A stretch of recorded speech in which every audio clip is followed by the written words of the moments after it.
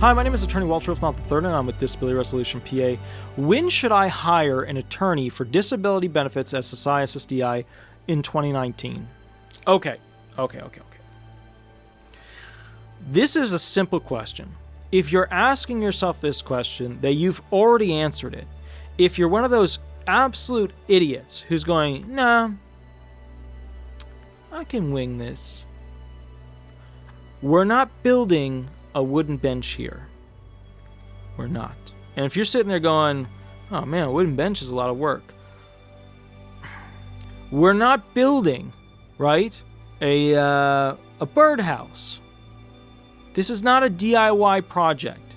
This is your life and the 3 years you're about to throw away because you didn't hire an attorney to do this right the first time. And let me explain to you, when you screw it up and you go to a hearing, we're stuck with that.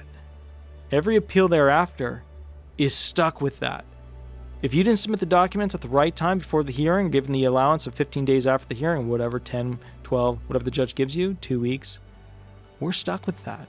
We have to carry that burden without the medical evidence or whatever kind of evidence we needed all the way through appeals council, all the way through district court, through circuit court, through the Supreme Court of the United States, because you winged it.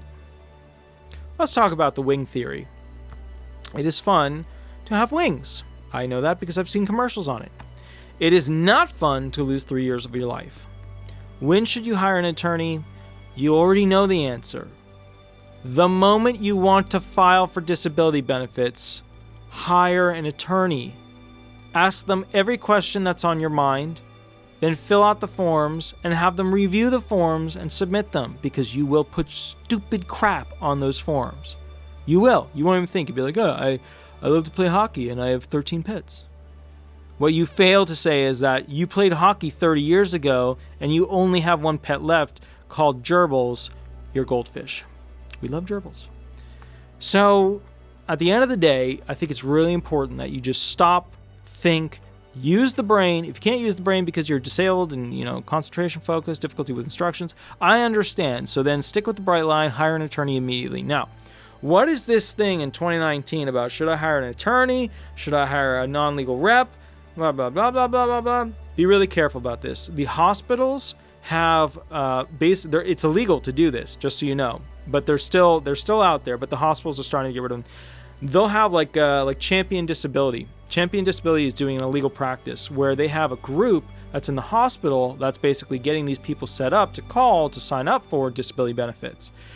Be careful. There's certain firms out there that are using super unethical sleazeball tactics to go ahead and sign people up. And then there's, of course, these other individuals are like, yeah, I'll represent you. Sure. I'm not an attorney, right? And they'll tell you, I'm just as good as an attorney. No, I'm an attorney. I had to go through the miserable experience of going and getting my Juris Doctorate, passing the bar exam, having extreme analytical process ability to go ahead and deal with really complex situations. I am an attorney. I did all those wonderful, fun, and amazing, oh man, it was so wonderful, internships. But I had great attorneys teaching me. And you need to know something here, and this is pretty important. This is like, on the scale of important, pretty important. When it comes down to your ability to be found disabled, you're thinking right now, I'm going to file. Life is still okay right now. Life is still okay. Your disabling conditions, they ain't getting better. They're not gonna. Right? What is it? 1% of disabled people that apply for disability they get better over time? It's extremely small percentage. It's just, what does that mean though? That means if you're okay right now, imagine what it's going to be like when you have less money, less couches to sleep on, and your disabilities are even worse than before. You're right, you should wing it. Build that box. Build that birdhouse. Just be ready to explain to yourself 3 years down the line why the birdhouse basically fell apart, crushed the baby birds, and now you're stuck with spilt eggs. Right? All right. I hope I've explained why you should hire an attorney immediately without, and here's the thing too, when you go to hire an attorney, there's a lot of videos out there on what you should look for. I'm going to summarize it. I'll try and do it in 4 things. We could do it in 3. It doesn't matter. But number 1, hire local. Hire somebody that is local. And you can go knock on their door and say, hey, blah, blah, blah.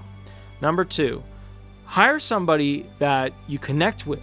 Don't hire just anybody. Hire somebody you connect with. Number 3, do not hire a big box firm. They're terrible. Oh my goodness. We do 50 million types of law, and we're going to be your attorneys for life for every single type of legal incident that you have. It's amazing. We can do magic and everything and yada yada. I barely get sleep, and all I do is disability law. And even then, I have so many claimants at this point that I barely have enough time to have personal things in my life, such as, for example, eating ice cream on a dock. Playing guitar on top of a fun spot ride.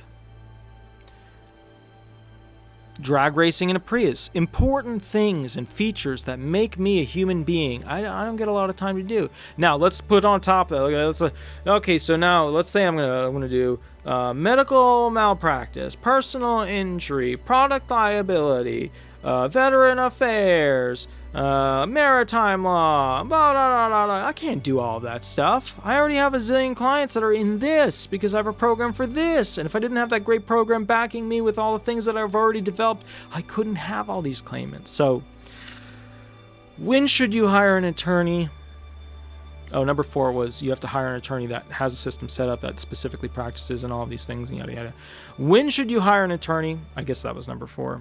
The moment you want to file for disability benefits. You don't have to choose me. That's the whole point of this. This is like a tutorial video on what you should do. If you hate me, that's fine. I love you too. But the bottom line is, at the end of the day, don't waste 3 years of your life because you forgot to submit something or you didn't do something timely or whatever.